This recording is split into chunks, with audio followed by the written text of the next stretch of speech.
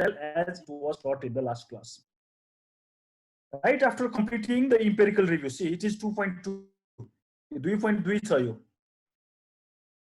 Right after completing this review, now you need to write the theoretical review. ठ्याक्कै उल्टो सिकाएको छु मैले. पहिला theoretical review नगराइकन पहिला empirical review. तपाईहरुले अब जान्नुभयो भने first you can do the theoretical review. In second you can go for the empirical review as well. Now let us write something about the theory. Where are we going to get the theories from? If you remember, I have discussed regarding the search of theories. Whether you are going to search the theories on the basis of the dependent variable or on the basis of the independent variables that you have extracted. तपाईले कुन variable को बारेमा तपाईले गर्नु तर I have emphasized on concentrating on more on the dependent variable, theories from the dependent variable. So this is heading level 2. Now these are the theories. Where to get the theory of reasoned action? Now you are unaware about the theory of reasoned action. Theory. My request to everybody is you will get to know about these theories either in the articles or you need to search in the internet. The way you search the article for your thesis. So let us just try. Let us just go to the Google. So theory of academic performance, because our dependent variable is academic performance. So theory of academic performance, let us just search. If you find it, okay, it is good. But you need to give ample of time on this. It might take 1 day, it might take 2 days. Sometimes you might not get within 1 or 2 days, it might take 1 week.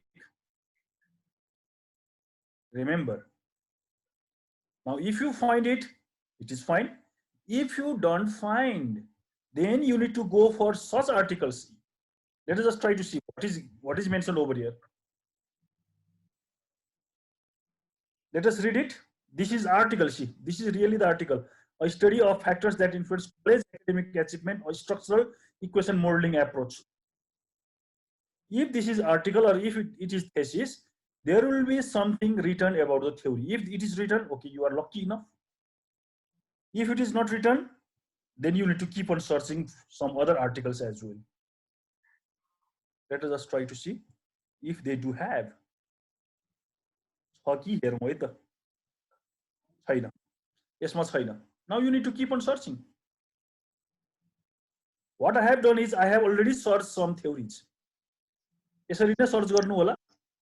Now what I have searched is, let me just go to the article, academic article, okay, theory. And this is one of the article that has 3 theories. See, I have given the file name, theories _3 academic, page number 6 to 9. This is my way, how I keep the records. So I'll just open it. So this is one of the article published at ResearchGate. Yes, page number 6 to 9. Yes, this is the article, methodology. 6 ma jaun, okay. Yes. Factors affecting the academic performance. This is the theoretical review part, empirical review part. Now they have written about the Spady's sociological theory. If this is related with your dependent variable, independent variable, please write more about it now. It is your turn. It is your turn. Your theory ko bare ma lekhne kaam tapaiko. Bain's psychological theory. So these are the 3 theories that has been stated. Your theory पढ्नु हुन्छ तपाईहरुले. And if you are about to complain, it does not match with what you are going to do, then search some more theories in other ways. right?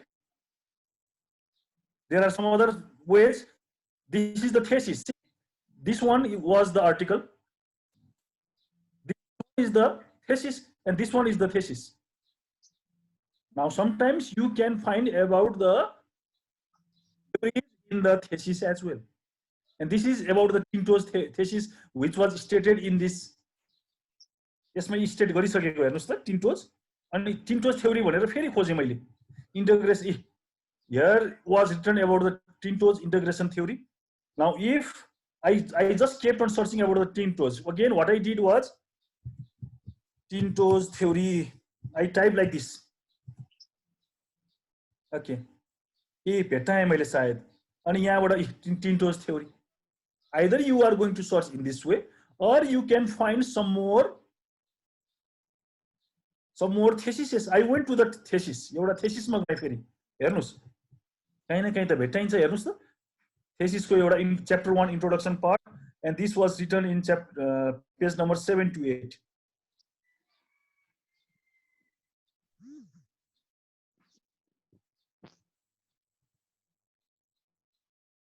Yes, Tinto's model कहीं ना कहीं लेखेको हुन्छ, and this is being discussed over here. Tinto's model, it is clearly discussed over here. Now you keep on writing about the theory as well. At least one or two, let us just say it, at least two or more than two, it all depends as review, as per the time you have devoted.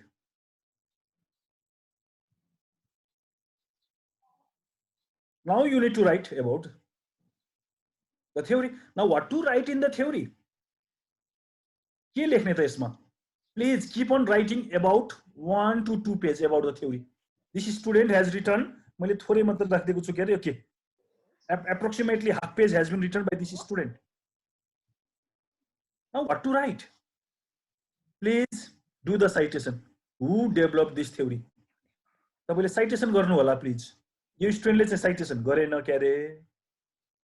Now what I request you is, as you did in the review of empirical studies, do the citation over here as well. Theory of reasoned action developed by Fishbane and Agen 1967. यो लेख्दा ठीक हुन्थ्यो कि हेर्नुस् त. यो चाहिँ develop कसले गरेर रहेछ त? Martin Fishbein and Icek Ajzen 1967. यहाँ चाहिँ साइटेसनमा फिशबेन एन्ड आजेन 1967 लेखिदिनु होला. And what this theory tells, write in detail. But remember one thing, don't display the figures. यहाँ तपाईले फिगरहरु डिस्प्ले नगर्नु होला. यसको सब टपिक छ भने यसको सब टपिक पनि डिस्कस नगर्नु होला. सपोज 2.1.1 is the level 3 र म्यास्लो हायरार्की नीड्समा 5 वटा नीड्सहरु छ के अरे. फिजियोलोजिकल नीड्स, सेक्युरिटी नीड्स, त्यस्तो सब टपिकहरु पनि नदेखाउनु सकभर. त्यसले अलि नराम्रो देखिन्छ कि just right in a paragraph. Just write in a paragraph, please. No figures, no subtopics. हेर्नुस् त, this has been written in this much way. यतिले पुगेन भने अझै बेसी पनि तपाईहरुले गर्न सक्नुहुन्छ. This is the another skeleton for your thesis. अनि अघि मैले प्रणेश जी को रिभ्यू हेरेको थिएँ. तपाईकोमा सब टपिकहरु थियो. तपाईलाई यो दिएको फर्मेटमा, तपाईहरुलाई यो दिएको फर्मेटमा जे छ त्यो बाहेक अरु नराख्नु होला. तपाईको सब topic A B C D के लेखा छ नो. भोलि पर्सि तपाईहरुको सुपरभाइजर सर म्याडमहरुले मान्नु भयो भने ठिकै छ, मान्नु भएन भने it does not look good. नचाहिने चीज भन्दा पनि नचाहिने चीज बेसी छ कि भन्ने I started feeling on that regard. हेर्नुस्, थ्योरीको बारेमा लेख्नुस्. एउटा थ्योरी कम से कम दुईटा थ्योरीको बारेमा लेख्नु होला. यहाँ हेर्नु त कहीँ पनि सब टपिकहरु छैन. 2.1.2 मा पनि सब टपिक कतै पनि छैन. 2.1.3 मा पनि सब टपिक कतै पनि छैन. 2.1.4 मा पनि सब टपिक कतै पनि छैन. अब तपाईले थ्योरीको बारेमा लेख्नु. Please let us have the question and answer session. If you have any question, please. आउनुहोस्, please actively participate.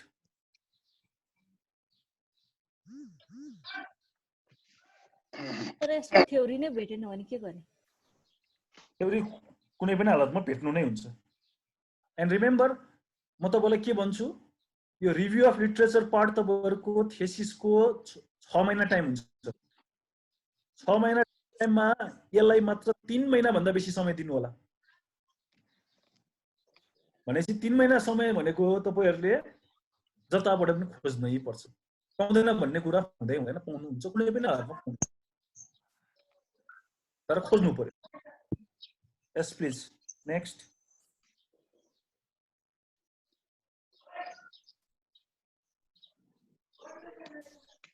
Please common.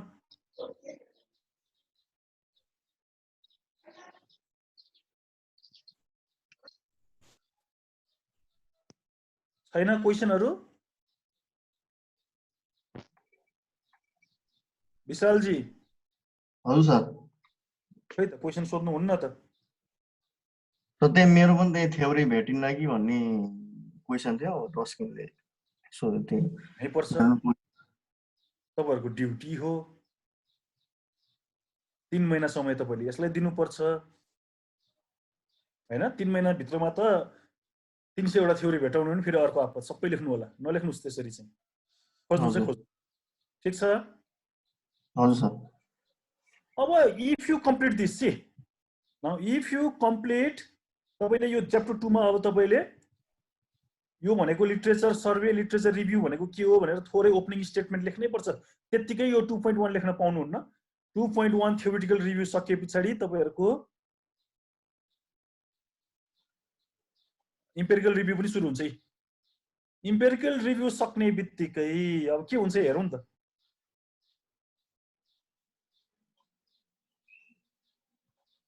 Empirical review सक्ने बित्तिकै ए सकिएछ, च्याप्टर 2 सकिने रहेछ। धेरै छोटो, तर मैले तपाईलाई भनेको छु it should be of at least 30 pages. 30 page जतिको हुनुपर्छ। अनि के लेखेको छु हेर्नुस् त। This is the end of chapter 2।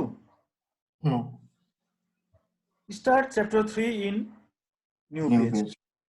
अनि अस्ति मैले तपाईलाई भनेको थिएँ च्याप्टर 1 हामी पछि लेख्छौं, च्याप्टर 2 सकाएपछि र च्याप्टर 2 सकाएको अनि च्याप्टर 3 को पनि यो सकाएपछि भनेको थियौं क्या, इफ यु रिमेम्बर। हजुर। पार्ट सकाएपछि हेर्नुस् त, पहिला पुरानो थेसिस अनुसार, मास्टर्सको थेसिसको फर्मेट अनुसार यो थ्योरिटिकल रिभ्यू चाहिँ यसलाई अब हामी फ्रेमवर्क भन्छौँ। हेरौँ अब तपाईलाई म बुझाउँदै लान्छु। यो फ्रेमवर्क चाहिँ च्याप्टर 2 मै हुन्थ्यो। यो चाहिँ अहिले चाहिँ यसलाई च्याप्टर 3 मा राख्ने भनेको छ यसपालिदेखि। तपाईहरुको थेसिस देखि चाहिँ यो च्याप्टर 3 मा। अनि अस्ति मैले लेखेको कुरा देखाउँछु तपाईलाई, हेर्नुस् है।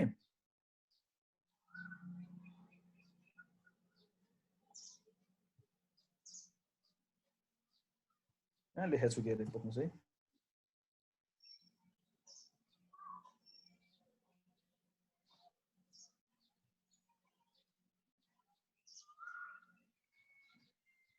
यहाँ लेखेको थिएँ मैले, तल सकेर। Okay, start writing about background of the study, problem statement, objectives of the study and other heading level 2 topics of this chapter. Only after you have completed literature review, that is theoretical review and empirical review in chapter 2, and research framework and definition of the variables in chapter 3. अब फेरि chapter 1 सुरु गर्नुभन्दा अगाडि भयो है।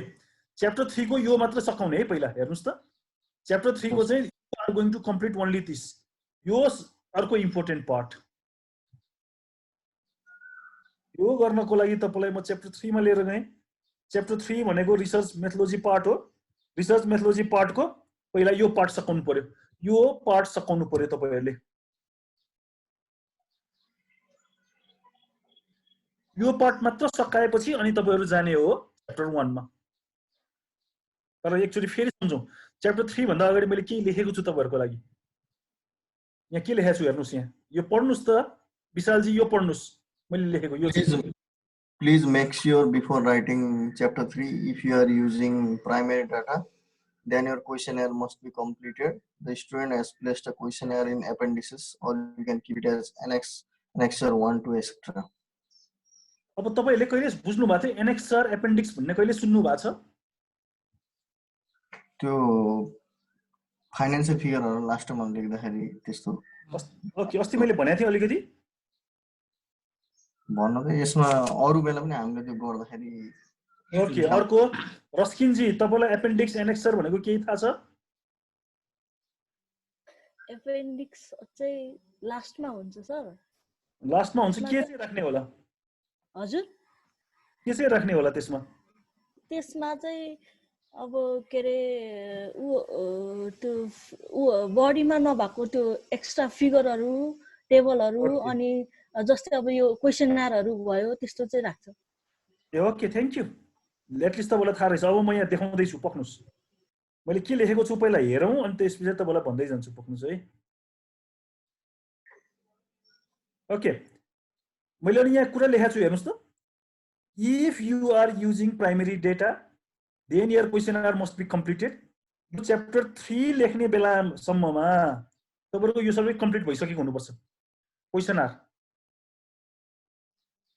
this student has placed questionnaire in appendices or you can keep it as annexure एकछिन अब कसैको फाइनान्सको एकाउन्टको थेसिस हो भने अब कुरा आयो फेरि पढ्नुस् ल रस्किन जी तपाई नै पढ्नुस् यो चाहिँ पढ्नुस्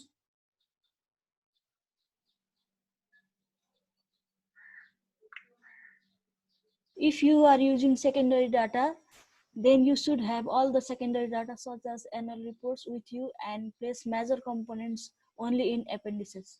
अब एपेन्डिक्समा चाहिँ राख्नु चाहिँ पर्छ त्यो पछि राख्नु होला अहिलेले चाहिँ तपाईलाई के हुनु पर्यो त तपाईहरुले प्राइमरी डेटा युज गर्ने कि सेकेन्डरी डेटा युज गर्ने भन्ने कुरा क्लियर हुनु पर्यो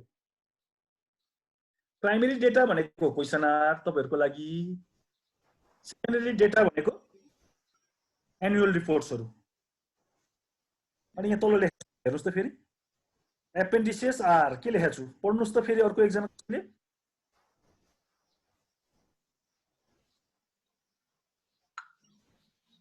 Appendices are such table of figures which are not important to be kept in the main body of the report. Chapter 1, 2, 3, 4, 5 मा important नभएको tables or figures हो के यो or हुनु पर्ने रहेछ tables or figures लाई चाहिँ we are going to keep it in appendix हेर्नु त यहाँ यो स्टुडेन्ट को अनि यहाँ मैले माथि लेखेको छु एपेन्डिक्स भनेको रेफरेन्स पछाडी राख्दा रहेछौं हेरौं it is यहाँ अनि मैले माथि लेखेको छु it is also known as appendix appendices in this section we generally display tables and figures annual reports if secondary data has been used in the study especially for finance and accounts students secondary data चाहिँ finance and accounts students को लागि specially questionnaire if data has been used in the study especially for management marketing others as well finance का हरुले पनि गर्न सक्छन् यो सोध्न सक्नुहुन्छ which is too large or inappropriate if अनि त्यसमा हामी लेख्छौं annexure अनि annex 1 appendix 1 भनेर यहाँ लेख्ने